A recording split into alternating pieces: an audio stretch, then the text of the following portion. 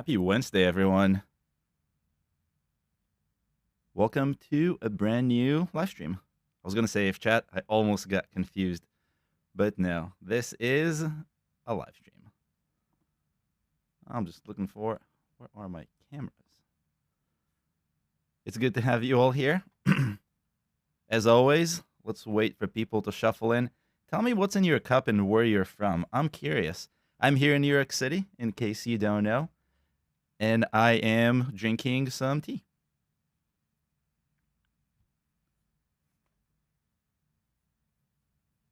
And apparently I'm out of focus. We're going to try and figure that out. Hopefully my audio is good. That's always the kicker. Let's see. Where is my audio?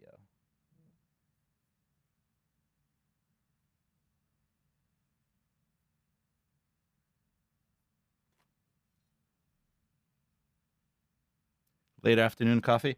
I actually have an early morning coffee here next to me too, just in case. I'm just starting to graze at it. An Americano in Turkey. That sounds flipped, no?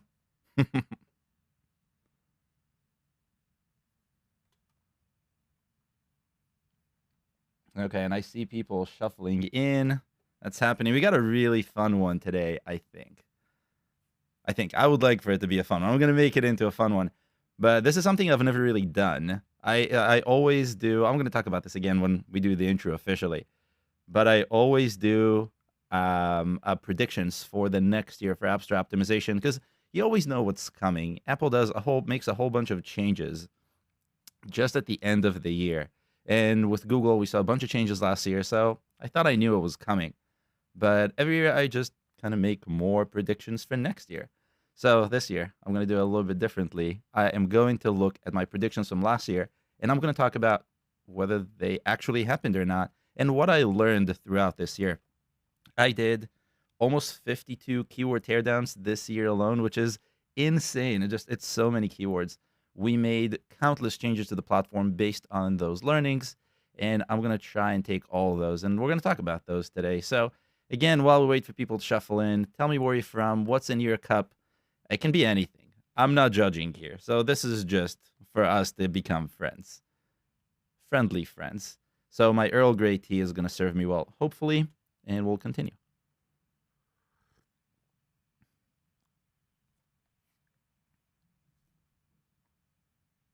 The engine says hello. Hello, engine.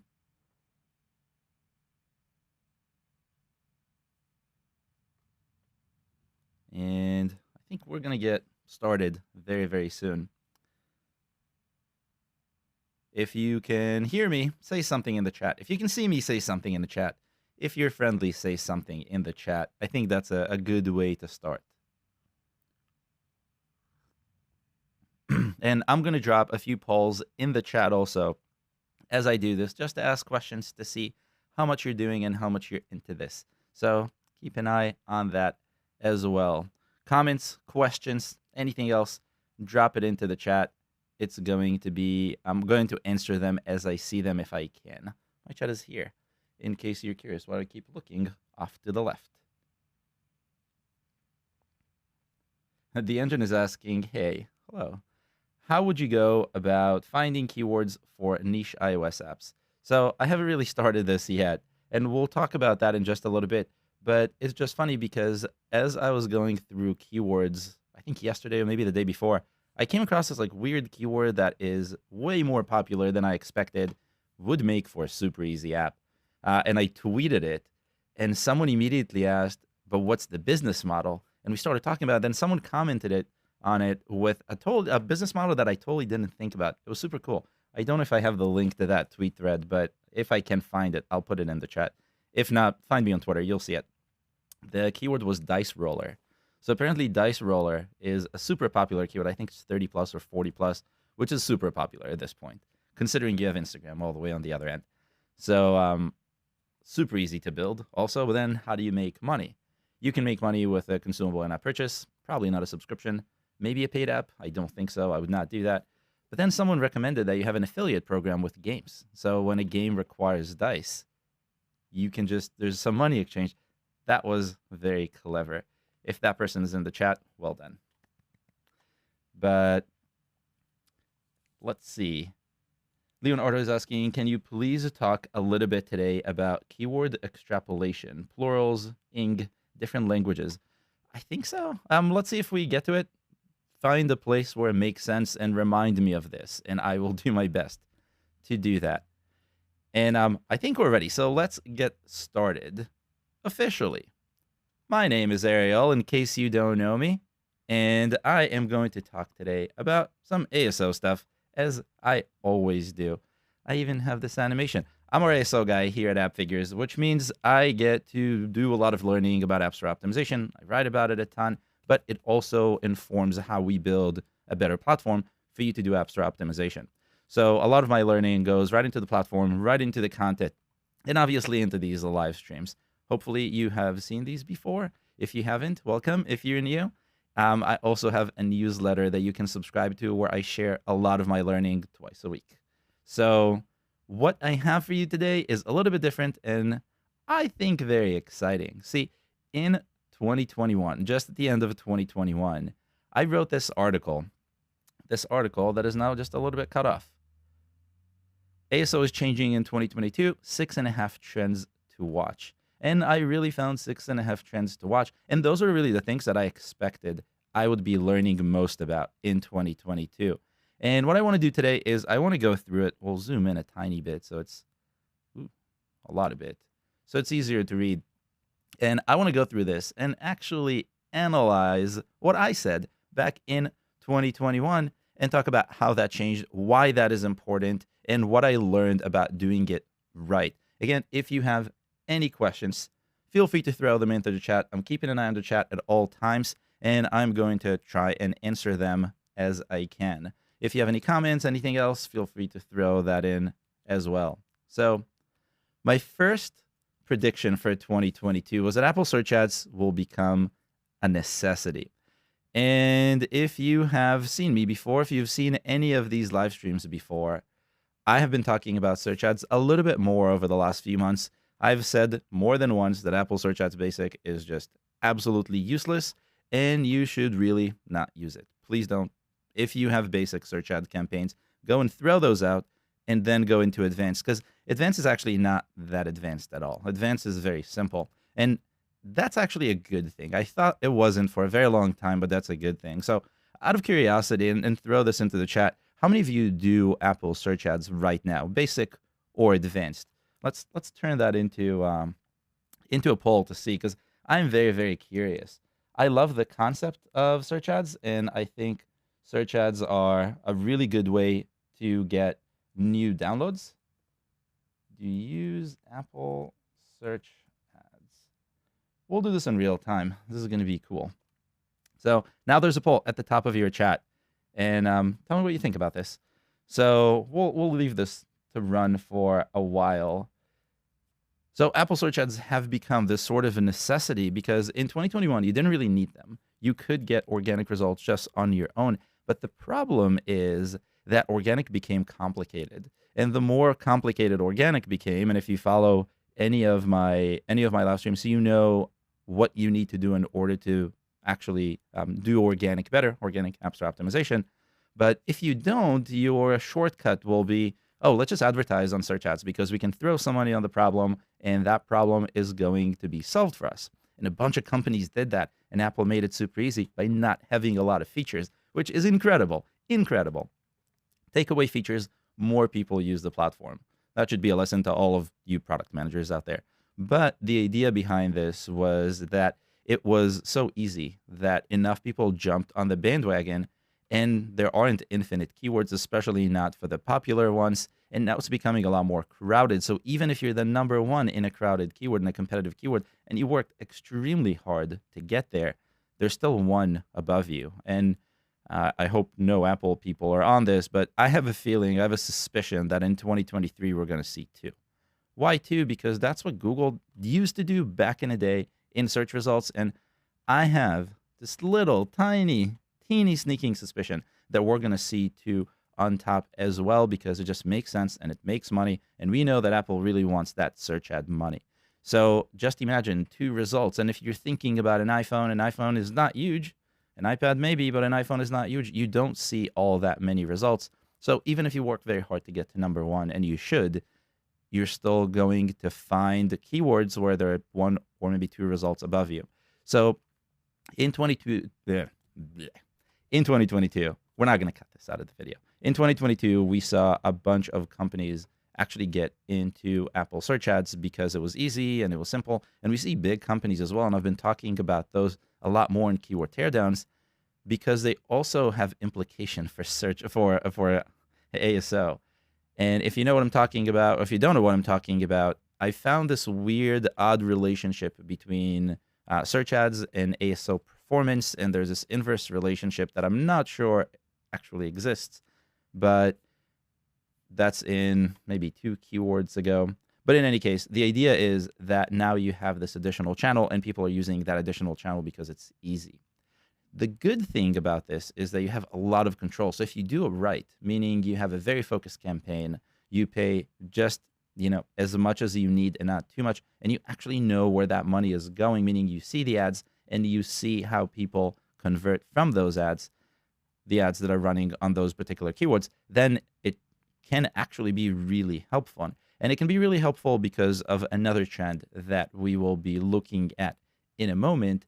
But that's why I believe Apple search ads are going to become a necessity, or have become a necessity in 2022. Now, they did become a necessity, so I think this trend was definitely confirmed. Not only that, because of it, we are working on a suite of tools to help you make better decisions when you set up your campaign. It's something that's super difficult to do because, 1, it's super easy to throw money on problems, but 2, there aren't really any insightful tools that give you access to what are your competitors doing and how much and why and where does it work. Apple has this suggestion on their site that you should be running a very vague campaign with loose matching, so that broad matching, not loose, that you can learn about the industry. But that's expensive. That's expensive and it takes time. And I don't recommend that. I think that's a mistake to throw money away. So we have seen Apple search ads grow, and we will see Apple search ads become just normal in 2023. Now, according to the poll that I have in the chat, 62% of you are using Apple search ads right now, which reinforces this. So my suggestion, and I'm a very organic person, I always do organic. Way back in the day when I did search engine optimization, I was focused on organic because that's how you build long-term success. So even though I like organic a lot, and I think that's the way to build successful campaigns and companies and apps, you still have to know how to do paid, because paid can help you when you need it most, as long as you do it right. So let's continue and we'll see where that makes sense. What else did I say in 2022?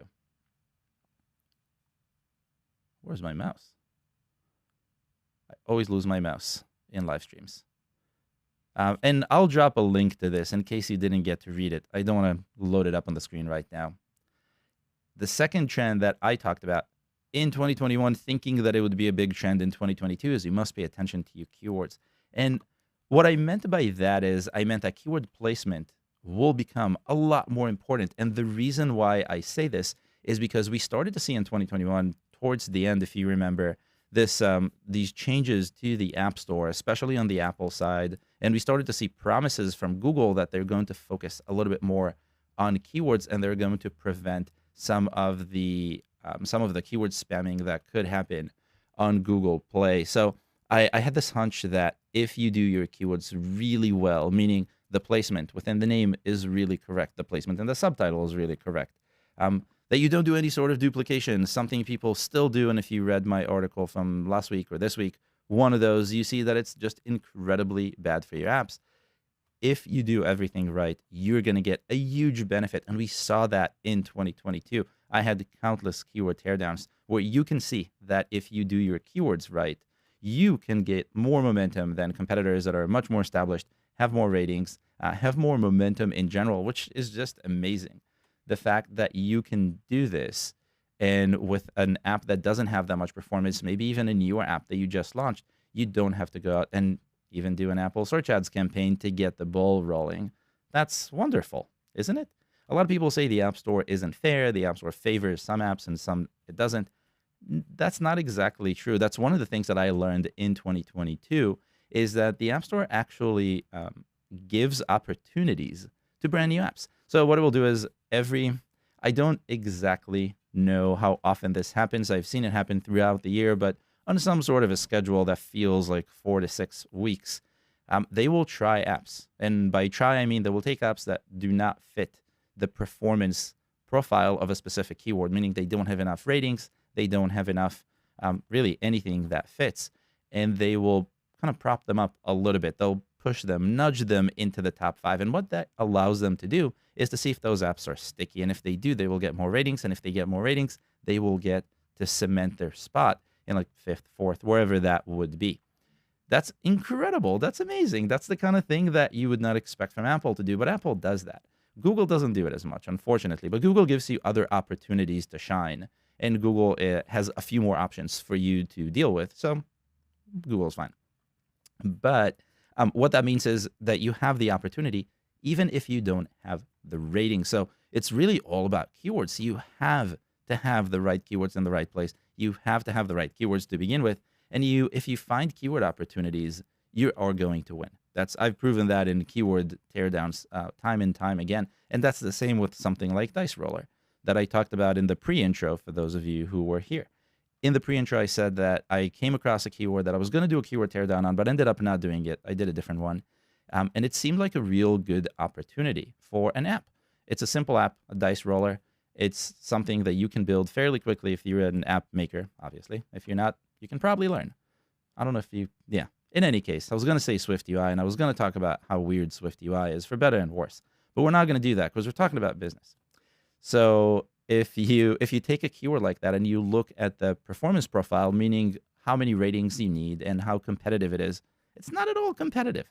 It was incredibly uncompetitive, incompetitive, non-competitive, exceptionally easy to rank in. And so those are some of those opportunities, and those keywords play a really big role. And I think that's really important. So ultimately, this is where you have a chance to, 1, iterate and experiment, 2, learn from competitors, and 3, going back to Leonardo's question from the pre-intro again, now is a good time to go over that. There are a lot of different ways of looking at keywords, and that's something that I saw a lot of this year. Because keyword placement and keyword strategy in general became so important, you have a lot of new flexibility, a lot of new opportunities. One of those examples is taking keywords that feel a little bit different but sound the same. So for example, I believe I looked at something like time tracking back about 6 months ago versus time tracker. Seemingly the same thing, right? What's time tracking and time tracker, just how different people would probably refer to this. But ultimately, it's not exactly the same, because if you look at the App Store and if you look at the popularity score of these two, they're vastly different. And if you look at what apps are optimizing for, you'll see that most apps are optimizing not necessarily for the higher popularity one, which is a huge opportunity. It means that you can come in and you can, using this knowledge, this wisdom, optimize for the right keyword. And even if you don't have all the right numbers, you can still succeed. And that's really incredible, because that means that knowing your keywords and using your keywords to your advantage, you can rank above the competition without actually having what the competition has. So it's no longer a game of strength, it's a game of wisdom. And that changes everything ever so slightly in your favor if you have that wisdom. It does take a little bit more work to find these opportunities, but we have all the tools for you to do those. So it's not like it's going to take years or months or something else. It's going to take hours at best. And that's with tools that don't require writing code, don't require using the API, don't require doing anything too crazy, which means your competitors are probably doing it. So if you're not doing it, and that's why this is such an important trend, if you're not doing it, someone else is likely in your field. And either you get ahead of them or you at least match them. So that was a very important trend. I learned a bunch about placement. So for example, Leonardo asked in the beginning, in the pre-intro, if I can talk about keyword extrapolation, plurals, ing, different languages, etc. And I can talk about that for a little bit because that's very important in this second trend. It's important because in the US, the algorithm for Apple specifically used to look at English and at Spanish, Mexico Spanish, as the localizations that it reads keyword data from. Now, that's important because you can have up to 100 characters in your keyword list and 30 characters for the name, 30 characters for the subtitle. But if you don't use the Spanish localization in your app for real, you can have twice as many keywords now. You can have 160 times 2, 160 characters times 2. So you can utilize those to get more visibility and target more keywords. But fairly recently, that changed, and now that list is up to 5. I believe Arabic is included, Russian is included. I think recently it was discovered that French is included. There's something else that I don't remember that's included. Maybe Chinese. I think Chinese is included. I could be wrong. I do have a guide on this that I wrote a long time ago, and I updated it just a few months ago to reflect all those new languages. And that's an incredible resource because now you can up to 5x the amount of characters that you can put into your keyword list, which is great. Thank you for confirming. Adam confirms that Chinese is on the list. Let's see where we can find this guide. If you go into our resources section, I'm going to do this right now. Not on screen because you can see my face. All right, Frank is going to do it. Even better. For those of you who don't know, you must have seen Frank's face in all of the live streams. Frank is the man behind the curtain. He does all of our production-related stuff. He throws all the links in. He makes sure that you have access to what I talk about as I talk about it quickly. So Frank will link to this in just a moment. And thank you, Frank, for making this chat easier. But now there are 5 languages that you can use to get... Here's Frank. Now there are 5 languages that you can use to get more characters into your app name, subtitle, and keyword list in the US. And that's a lot of keywords. You have to think wisely about them because now you have what feels like infinity. So use them wisely.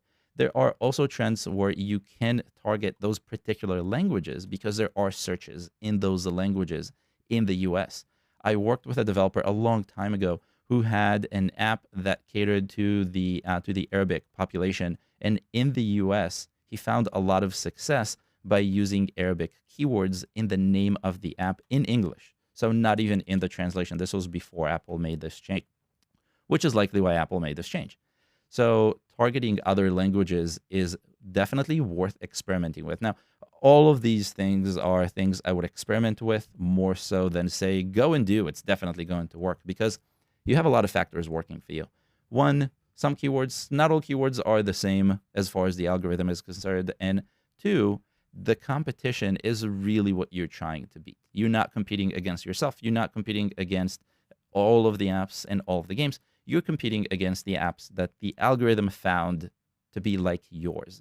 And so that's why it's really important for you to remember that. So always do your research first. Use something like Keyword Inspector to look up keywords in other languages if you want to target those other languages, if you speak them, or if you know that you have a big population of users that do speak those languages, and then do that. Experiment with that for, I would say 3 to 4 weeks.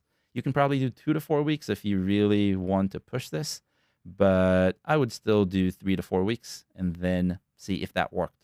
If it did, awesome. If it didn't, you can undo and try something new. That's usually my way of experimenting. Now, you can cut this by looking at competitors who are doing this.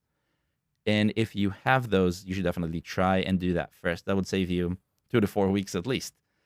But in general, if you think about this in a way where you can test, it's always good. Now, the same thing goes for ING.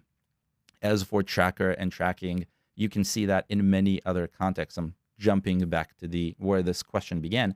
And using that sort of knowledge, you can look for words that are slightly different. So whether it's a different language or a different way of saying it, those are incredibly important. Now, there are a few more questions in the chat. Let's see. Brian is asking if we use a keyword. Let's see if I can bring this on screen. Where's my screen? Screen. My screen is here. So Brian is saying, whoa, that's not my screen. Hang on, I'm getting this to work. There we go. Okay, and Let's bring chat on screen. That is not the question I meant to bring up, so let's do this again. We're having fun on stream here.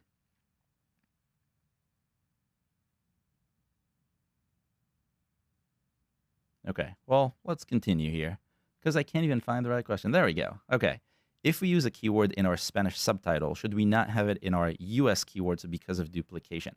That is a very important question. And the reason why this is important is because we know that duplication is now actually really negative overall. So it's not that it's just wasteful because you have a limited number of keywords, limited number of characters, and if you repeat things that are getting ignored, you're just losing characters. You're actually getting punished, and punish is probably too harsh of a word. But what ends up happening, and I say this all the time, but I do see a lot of duplication out there, so I'll say it again. When you duplicate a keyword between the name and the subtitle, and I'm specifically putting these here, and we know that the name is where most of the weight on keywords comes from, and the earlier the keyword is in the name, the more weight it gets, then it can be really assumed that all the way at the end of the subtitle is much, much worse. So when you duplicate a keyword, the algorithm sees the last instance of that keyword. So whatever the weight is for that last instance, that's the weight the keyword is going to get. So you can put it in the name, number one keyword in the name, but also last keyword in the subtitle. And the algorithm will only see the last instance, and you're really getting punished for this. So I don't know if that exactly works for duplication across sets. I have been looking into it for about a month and a half now. I've seen a bunch of mixed results. So in some cases, it does look like it might, but in most cases, it looks like it doesn't. So I am pretty sure that you can duplicate between different sets, meaning you shouldn't have the same keyword in the English name and subtitle and keyword list, but you can have a keyword in the subtitle in English and also in the name in Spanish. But then in Spanish, you shouldn't actually duplicate it between the name and the subtitle. So the duplication happens like this, and the names and the localizations happen like this, if that makes sense. Drop a question if you are not sure what I was just saying and doing with my hints. So that's what I believe is happening. It might change in 2023. I kind of doubt it. And the reason I doubt it, and the reason I believe that you can duplicate between languages, is because I'm pretty sure the algorithm sees every language as independent. Because at the end of the day, it's using them to say to look up, to rank keywords and to look up apps to rank. I'm trying to read the chat and talk at the same time, and it's working marvelously. Well done. So it's using the metadata, the name, the subtitle, the keyword list, to figure out which apps to rank. But when it shows you the app, if you notice, you're going to see the app in the language of your localization. So that's why I think they're completely independent. That's my educated guess. We'll see how that continues. I've been following this for a very long time, so I will continue to follow this. And when I see this changes, I will say something about it, so we can see if there's any meaningful way of reusing keywords, because you still want to do that across different questions, across different keywords, across different localizations. I'm going to drink some tea, and then we're going to continue. Tea break.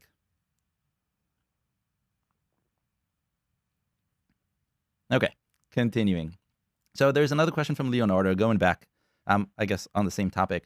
Should we consider using non-English stop words for other languages when targeting long-tail keywords?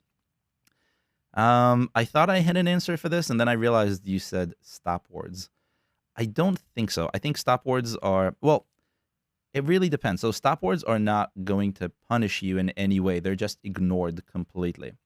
So if it's a very short stop word, then you might be okay if you plan on using keywords across all these different localizations. Now we're talking about quite a few characters, so you have some flexibility, especially if we're talking about long tail keywords. But I would say why. If you don't have to, then you shouldn't. I think unless you absolutely have to use a stop word, you shouldn't use it, regardless of where it is. Next up, a question from Angelina. So, do we put all English keywords in all of those different localizations? And that's a question that really depends on your app and your audience. In the US, because Apple uses all of those languages to rank, you could take all of those localizations and target English with them. And I think that's a good option. A lot of people do that, and that yields good results. But that means that you can't use localizations and you can't target those additional languages. So if you have an app and you do not care about people who speak, for example, Chinese, because your app is not localized into Chinese, and even if they download it, they're not going to be able to use it and they're not going to like it and they're just going to delete it, you might as well use the Chinese localization for English keywords so you can have more visibility in the US. But if you do have a large population of Chinese users and your app is maybe translated into Chinese, then you would probably want to use that for Chinese. So it really, really, really depends. The idea that I kind of follow when I do this is if you have a population that uses the app and you want to keep that population finding your app, you can use about a half in the local language and a half in English, or use a keyword list in English. What that will allow you to do is focus on that particular language, around the main keywords that you want to target. So you're not going to have long tail and you're not going to have a lot of visibility, but you're going to have exactly what you need. And then use the rest for English. It's a weird strategy, and that's something I would highly recommend experimenting with. I'm not saying it's the best, but that's a good way to do it. Next question from Adir. Adir is asking, please talk about make versus maker, generate versus generator versus generated on the App Store. So that's what I started talking about before. In general, I believe all of those words are used independently, meaning Apple sees make as one word and maker as another. Generate versus generator versus generated versus generating versus maybe not generates. All those are independent. And if you look those up on Keyword Inspector, you'll see that they have different popularity scores. And that's why I believe they're all treated differently. Now, one tiny thing is there is a little bit of autocomplete in the App Store. So it's possible that users would be kind of nudged towards one word versus the other. Ultimately, I don't think that makes a difference if you're going off of popularity score. Popularity score would have that indicator kind of built right in. So if you're thinking, should I go after make or maker, I would say first head into Keyword Inspector and actually look at one, who's ranking, two, what sort of popularity and that keyword has, but also three, who's ranking in terms of how many ratings they have and do they target the keyword. It's possible that not enough apps target make, they all target maker. So when the algorithm, when you type in something with make in it, the algorithm is going to not find anything useful and try to take whatever is closest. Maker is closest, so we'll take those. It doesn't mean that it wants those. So if you come in then and you optimize your app for make, you will happen to be first when people search for make because you're the only one who's actually targeting the keyword. And that's exactly what a keyword opportunity is. So those are the kind of keywords that I would go after. And that's something that I do when I do any sort of research. Now, we recently introduced a new way of looking at keywords that are being targeted. At the top of Keyword Inspector, you can now look at all the other common words that appear for a search. Let's see if I can take a look at that quickly. So let's go back to my computer. Where's computer? Computer is here. And if I find my mouse again, swing in here and let's look for video generator. Is that a thing? I don't know if that's a thing, but I want to take a look and see if that gives me anything interesting. So we're going to search for that in real time.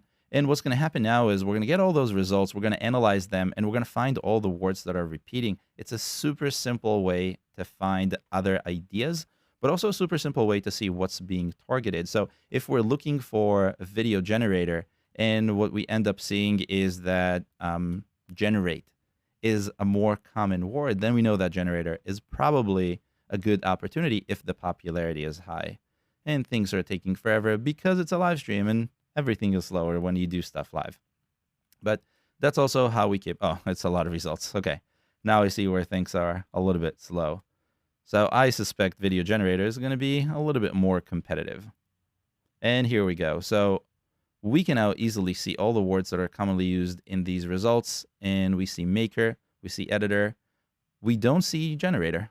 We don't see generate. So we know that those are possibly interesting keywords. But then we look at popularity and it's 5. So we know that generator and probably generate are very much unattractive. Also, look at this competitiveness. This is wild for a keyword that's 5. So this is not something I would look at just looking at this. I mean, whoa. Lots of makers. Interestingly, not here. I would say still lots of makers. Why is Discord here? I don't know. That's for later. So let's continue with the questions, and then we'll go back to the trends.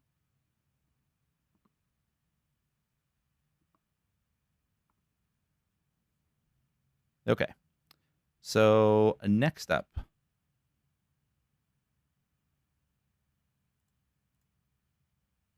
Kevin is asking, and let me put my face back, and let's get the chat back. Kevin is asking, Ariel, have you seen any luck with misspelling keywords? For example, kindergarten versus kindergarten. No, that's the easiest answer. So misspelling of keywords used to be a huge thing back in, I want to say 2015 and before. And that's because the App Store did not have any sort of autocorrect. And I believe the phone didn't even have autocorrect that was working very well. So it was very easy to misspell keywords. Today, it's a lot more difficult to misspell keywords. The phone will autocorrect for you. The store will autocorrect for you. So in general, it's not really a good strategy anymore. It doesn't mean that it's totally useless. I've seen this happen in things where the misspelling is so bad, even a spell check wouldn't catch it. And if you look at something like solitaire games, those always get misspelled. And people do misspell them on purpose in their app names and subtitles, which is funny.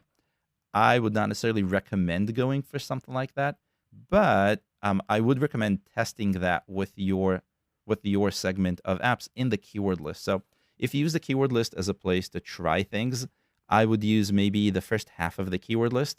Somewhere in the first half, throw the misspelling of the name and see if that gives you any benefit. The reason I say the first half and the reason I say go with the keyword list is because if you put a misspelling in your app's name or subtitle, I think people who look at it, the people who you would like to download that app, will think that you don't know how to spell. And they wouldn't trust your app and probably not download it. Or at least that's how I would think about it. But the keyword list, no one sees, so the keyword list is a good place to do it. I also know that the keyword list is a lot more popular these days. And so Apple definitely reads it in the case of Apple. In the case of Google, you can use your long description for something like this, throw it in there, and just make sure that it's repeated enough times that the algorithm sees it with something like our keyword density tool, which was just redesigned. So that's how you would do it. And the reason I say throw that into your keyword list, another reason is because if it's a misspelling, it's likely less popular than the main keyword. So you're not going to need a lot to actually rank there, unless everyone is targeting that, and that's funky. So that's that. Let's see. Another question. Do subscriptions / in-app purchases affect keyword rankings on the App Store? Do the apps making more money rank better? The answer to that is 99.99% no. Revenue does not really have an impact because if that was the case, no free app that is really free would ever show up in any search results because there's always a paid app to do something. And that's not the case. But the in-app purchases do affect keyword rankings because a long time ago I wrote about this. If you promote an in-app purchase, you will take up 2 spots. You will also get a little bit of a boost from the algorithm. Why? Because Apple really likes pushing the kind of stuff that its platform has. Any sort of first-party native features that Apple provides are being used will usually give you a little bit of a boost. We saw that with in-app events. We saw that with pretty much everything else that Apple released recently. Someone asked me on Twitter if that also happens for apps that use NFC, and I don't think that's the case, or Apple Wallet, but it's very possible that is one of those little tiny hints to the algorithm that the app should be up a little bit higher. But also the names of the in-app purchases, the descriptions of the in-app purchases do help you. Apple does read those when they're ranking your app. So that's yet another place where you can put actual keywords. And you should. Most developers that I know don't. And most apps that I've seen out there don't. Their in-app purchases will just be something like premium or unlock ads, which is great. Very, very descriptive. But at the same time, if you use at least one keyword in those, you can get more visibility. So that's something that I would highly recommend experimenting with.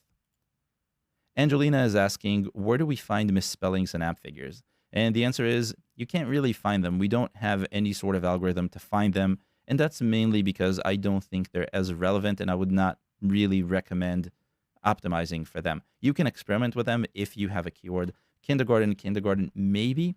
But for the more obvious misspellings, I would stay away from those because I know that the phone or the App Store will catch those and fix those before the user gets to type it into the search bar.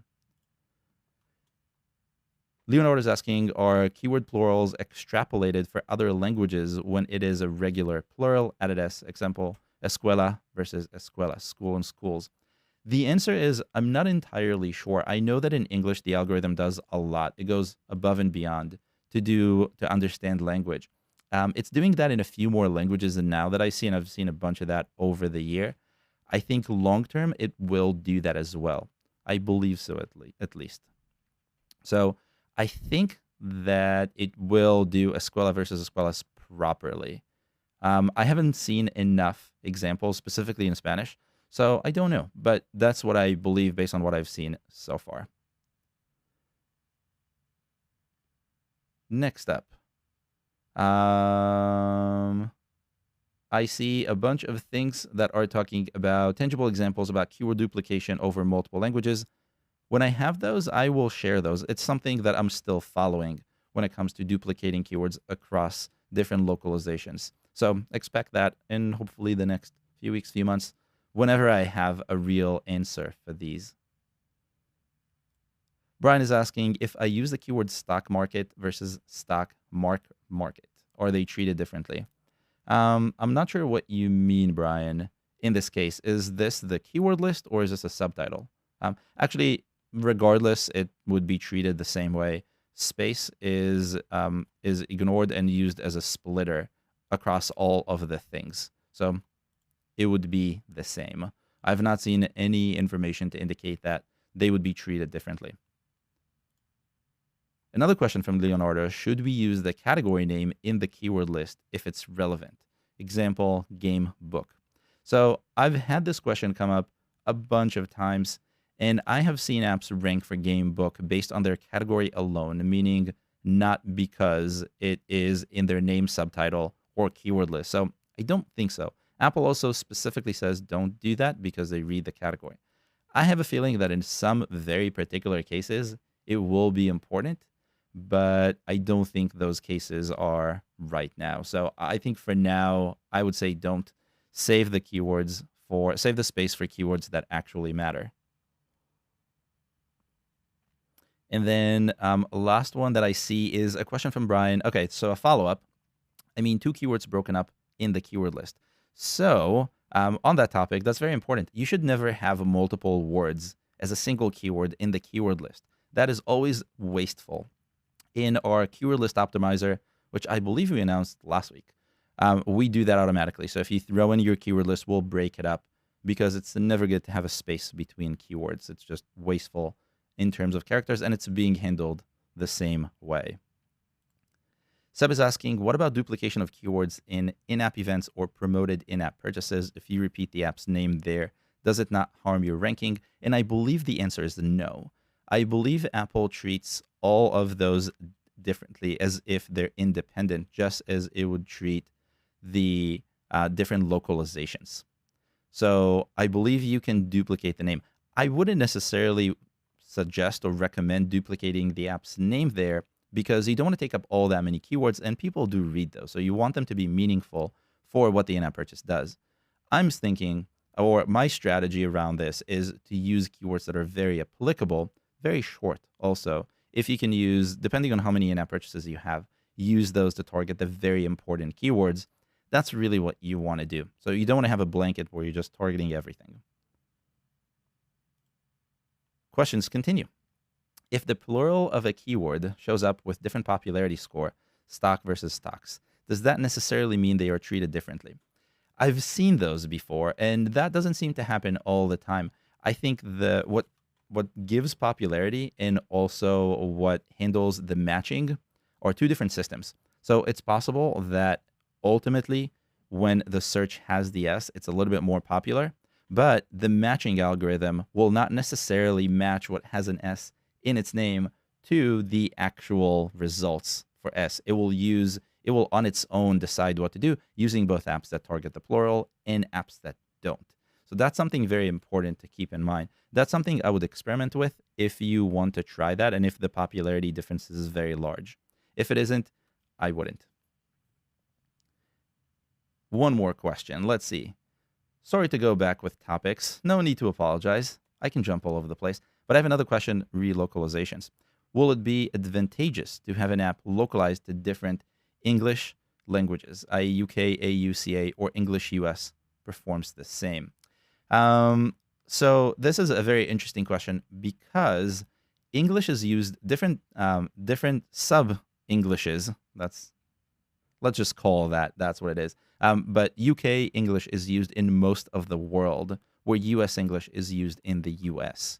That's a very important distinction. Australian English is used in Australia. So it really depends on what you want to target. If you want to use English keywords to target countries that are not the US, you should put something in the UK.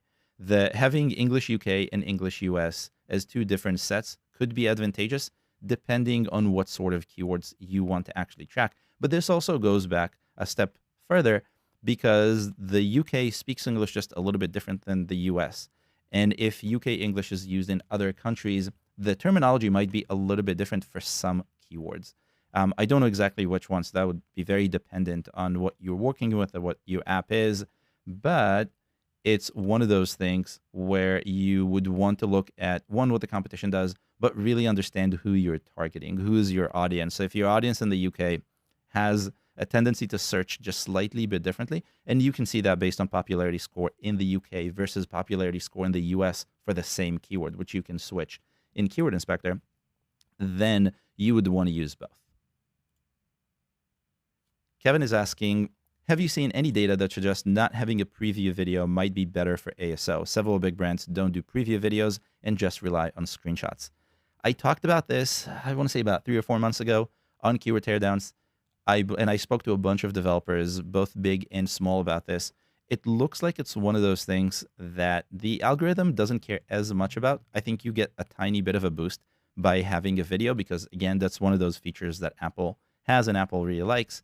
But in some cases, you get more conversion out of having a video. And in some cases, you get less conversion out of having a video. It really is dependent on the video. And so it depends a lot on your users. I spoke to an ASO expert years ago when we used to do events in our office, and he brought up an example where an app that was meant for professionals did a video, and the video wasn't actually helping them because the video wasn't showing those professionals exactly what they wanted to see. And that's usually the problem with marketing videos where you need exactly this like one specific button. If the app has it, great. And if the app doesn't have it, you're going to move on. Screenshots are so much easier for this because you don't have to wait. You don't have to go through any sort of timeline. You just see the feature you need and hit download. And that was a very expensive app. And I think it was even a paid app. That was a long time ago. So a video in that case actually hurt their conversion because people didn't exactly see what they were looking for immediately and moved on to the next app that didn't have that, which is probably a very much edge case. And I would not say you should do that. But at the end of the day, I think it really depends on the user. So most of the categories I look at these days no longer have app previews. I think there was a wave of app previews that ended. But if you look at something like a video editor or photo editors, all those have amazing app preview videos. Even if you look at something like real estate, you see amazing app preview videos because those users are likely looking for something that will attract them. So if you think about it from a marketing perspective and not just from an ASO keyword perspective, when you see an app, if you need to know what it does, it needs to speak to you. And I think in some cases the video really speaks to you, and in others it really doesn't. So it's hard because as much as I want to say you should experiment with this, making a video is not easy, and making a bad video is much worse than having no video, in my opinion, as a user. And as someone who makes videos, I know that it's super difficult to make a really good video just as an experiment. So if you want to go, all the way and spend the effort and time and probably money necessary to do that, that's great. And you should give that a try. It may not work, so be ready to take it off. If you don't, the only thing I would say is look at the other results on the page with you. Do they have an app preview video? And you can see that in Inspector. If you click on them, a little panel will open and the video will play in there, and you'll see how many videos they have too, because you can have more than one. If all of your competitors have a video, you might want to try a video. It's probably something that could help. Not necessarily something that will help, but something that could help. But if they don't, you probably don't want to waste your time and effort and money on this. That would be how I would go about this. And somehow we only talked about 2 trends and we're about 10 minutes away. So this is a good time to mention that if you like the video so far, I keep saying video. If you like the stream so far, give it a like. Check the likes on the bottom. We only have 7. We should get to more. It's super easy. There's a bunch of you on this. Let's get this to 50. I think we can get 50. If not 50, let's get to 50. Think big. I want to get to 100 with one of these live streams. That has to happen. Oh, we're already at 10. We're moving. Cool. So that's that. Now, there are a bunch of other questions that I see coming in on other things. I think let's put those on hold for a quick second. Let's go back to my computer and let's see what else I had in mind for 2022. And let's see if I was right. So we talked about number 2. Let's see what's number 3. There's even a video. Page conversion is critical for growth. I had this idea that Apple, just like Google, is looking at how many people are seeing your app and how many people are clicking to download it. And that goes directly back to the app preview video. That conversion rate is actually something Apple cares about. This is something that is very hard to determine, so we can't just see it. We don't know exactly what it is because we don't have estimates on page views yet. That's something that will come in 2023 into the platform. But one of the important things is that if someone comes into your app page and doesn't download your app, that's bad. That's bad for a variety of reasons, but the main and most important one is it's bad because Apple sees it as a sign that your app isn't relevant. Google has been doing that for a long time, so Google is very good at that. Apple is just getting into the game, so I imagine the architecture is a little bit more basic, but it still operates the same way. If someone sees your app and the app is not then getting downloaded, that means to the algorithm that the user clicked and the app was just not relevant. And that happens a lot with paid ads. That's one of those problems where if you pay for the wrong keywords, and that's also why I think broad matches are terrible, going back to what I was saying in the beginning, when you have a paid ad that is for a keyword that isn't exactly relevant, people will see it, won't like it, and that's it. So that's usually a bad sign. And the algorithm, because it reads everything that it can, it will take that bad sign and turn it into, this app is not relevant. Let's push it down a little bit and show apps that are more relevant. And that's kind of a problem.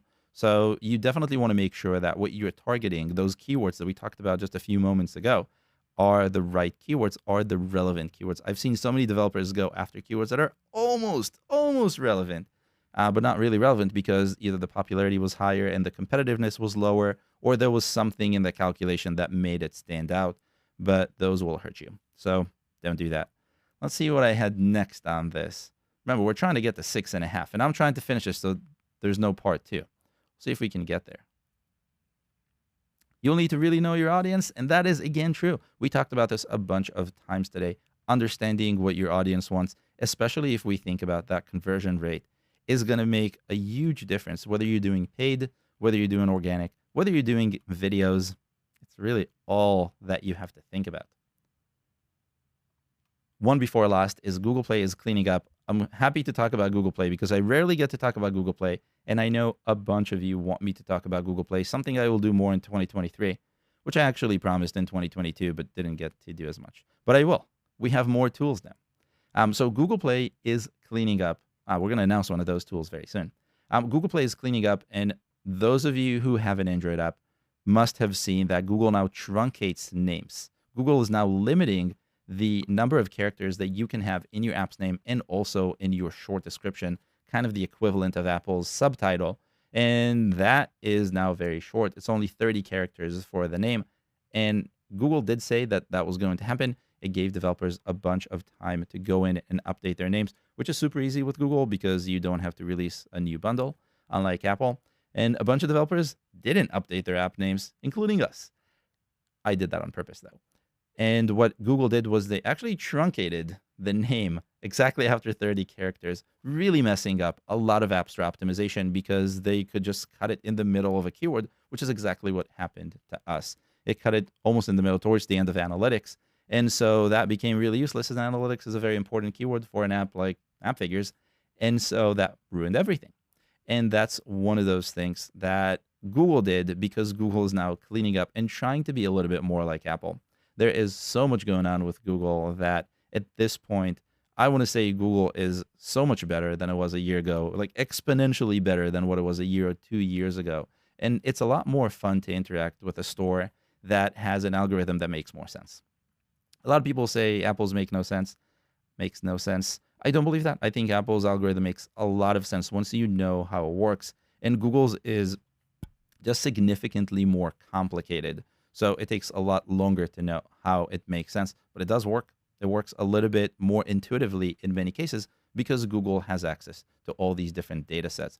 I saw something in the chat about domain authority, and that's something that comes from really the search engine optimization world, my previous life, but it has an impact on Google Play these days. So that's something interesting, and I believe we'll see even more of that in the next year.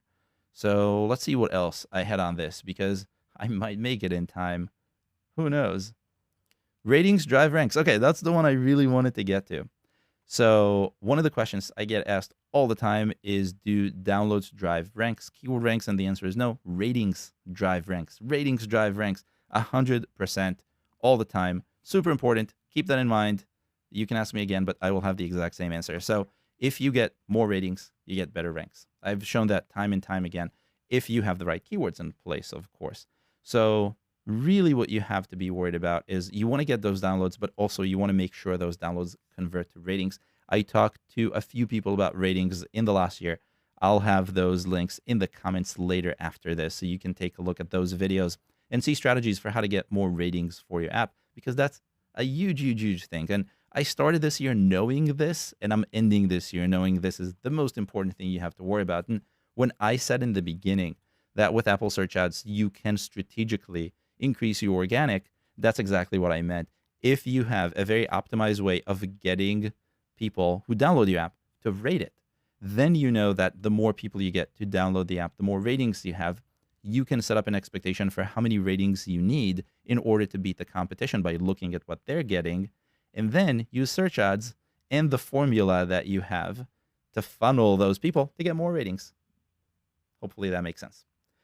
I should probably write a guide about it at some point, and I probably will. I'm going to talk a lot about Apple Search Ads in the future, I think, with so many of you doing it, and I see so many just burning money on this. I have burnt a ton of money on search ads to learn what not to do. I'm going to take all that knowledge, all that wisdom, and I'm going to funnel it into a bunch of guides. And let's see what's the last one that I had on the list. We might be getting this. I have a minute to go. In-app events and offers. What are offers? I don't know. Oh, offers from Google. Haha. So I said that, and I haven't read this guide in a while, so this guide is as new to me as it is to you. I said that using in-app events and using offers will help you with App Store optimization because both Apple and Google really like their own stuff being used. That's exactly what happened. I don't know if you've been reading all the keyword teardowns, you know that we have seen some really weird results that make no sense. And by results that make no sense, I mean an app that is not supposed to be ranked at the top is ranked at the top, and that's because it has an in-app event. And the meaning of in-app events changed drastically this year. It started as, I believe what I remember Apple saying is it has to be something that is in the app. And it turned out to be really anything. You can make an in-app event for whatever you want, and Apple will just approve it, and it doesn't really need to have anything too complicated. I'm imagining there are some nuances to this, so if you tried an in-app event and Apple rejected you, please let me know. I'm curious. But most of the ones that I've seen are not really events. So I'm not sure if this is Apple just working on refining the process or want to see what would happen. But it does give you a boost in rankings because Apple wants to feature those. So those were the things that I learned in 2022. Those were the things that I actually predicted in 2021 and learned in 2022. I'm going to do another set of predictions for 2023 in the very near future, within the next few weeks. And we're going to have to do this again in a year, and we'll see where we are. But the moral of this story is experimentation. If you can take anything away from this, is that you should experiment, and there's so many opportunities to experiment. Also, use Apple Search Ads. The poll in the chat went down to 51%, which means more of you are not using it. If you're not using it, I'm really curious, why are you not using it? Drop a comment, not in the chat because the chat is going to end when the video ends, but in the comments later, let me know why you're not using Apple Search Ads. I'm very curious, and because we're building tools now to make it easier, any sort of feedback will just make it very much easier for me to make those tools better. So we ran out of time, but let's go a few more minutes, something I don't do normally. We started kind of late, and we'll see if I can answer any more questions. So let's go back as far as I can go. The last question was from Kevin. Let's see what we have next. And we'll do that for another minute or so. So Leonardo is saying, will the search algorithm prioritize exact matches on searches? Let's say users search for schools. Will apps that contain schools be prioritized over the ones that use school? And I believe I answered that before, but the answer is not exactly. The matcher will take the apps that have schools and the apps that have school and will apply the same rules with ratings, with the placement of the keywords, with the subtitle, the name, everything else with duplication, and then it will rank it. So I don't think the answer to that is yes. Follow-up question, what about irregular plurals?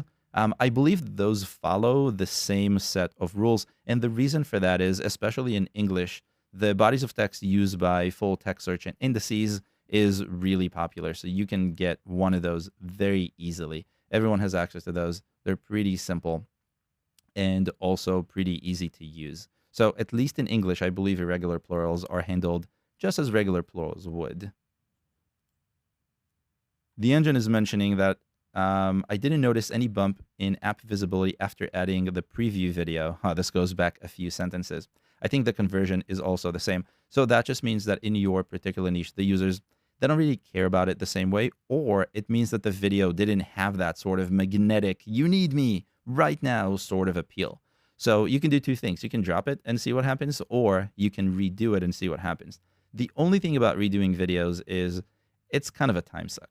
So if you do it, try to learn from the competition. Try to learn from other apps that have that are top results in their respective keywords that have videos, and try to see what kind of music do they use, what kind of hooks do they use, what is the marketing versus showing UI ratio. That's what I do normally when I look at these sort of things.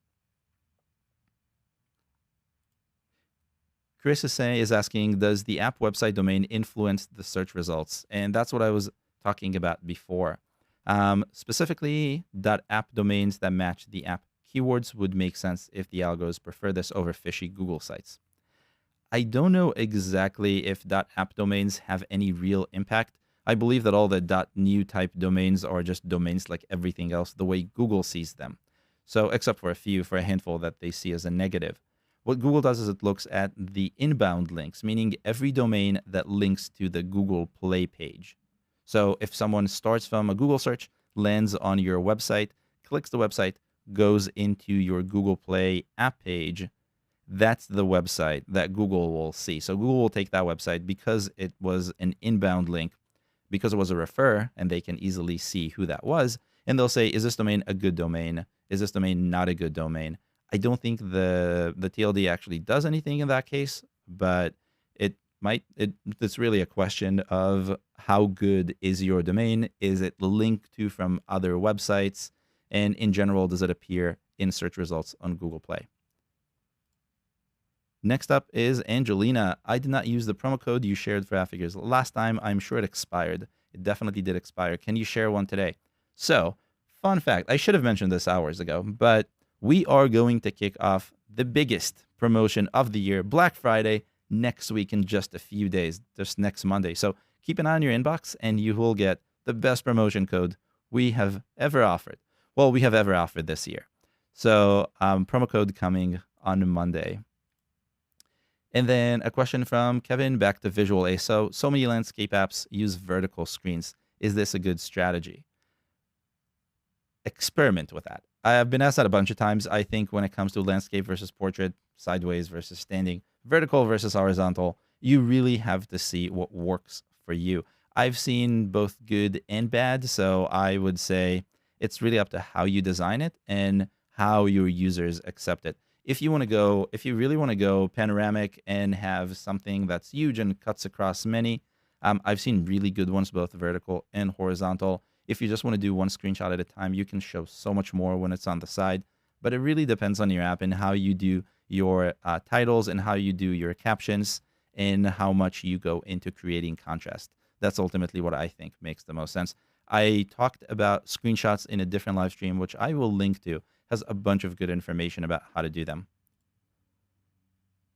Someone from LinkedIn, LinkedIn, is asking, Sami's asking, how should I write my long description, how to put keywords? So I'm working on a guide for that specifically because we released a tool that will allow you to check what the algorithm sees from your description, called the keyword density tool. That's been live for just a little bit. We're going to announce it in a few days, and we will have a guide for it a few days after. So keep an eye on your email, and you will see a guide about how to do this. Darren is asking, just wanted to double check it's okay to duplicate keywords in App Store promotion. So the promotion text, if I understand this correctly, is not included in any sort of optimization stuff, meaning Apple doesn't read it, doesn't really care about it, and that's why you can change it without any significant change to the app. So sure, you can definitely duplicate there. And then, a good question. Will you do some evaluation of app pages in the App Store like you did some presentations before? Would love to hear what you think of our visuals. Yes, I will do live app teardowns in the future as well. I know you love them, you collectively, because I get emails about that all the time. I do love doing them. I'm trying different kinds of content all the time just to keep things interesting, but there will definitely be more app teardowns and keyword teardowns in the future of live streams. Last one from Kevin. All of my competitors use vertical screens with no preview videos. Billion-dollar companies, but I've A/B tested it a few times and always fails. So I think there you have it.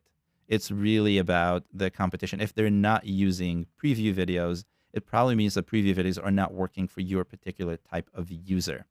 And that's a very, very important thing to keep in mind. And because you A/B tested it, I think you can safely say that's not the way to go. Now, there's always the chance that the way you did your video is not exactly the way the user would want it.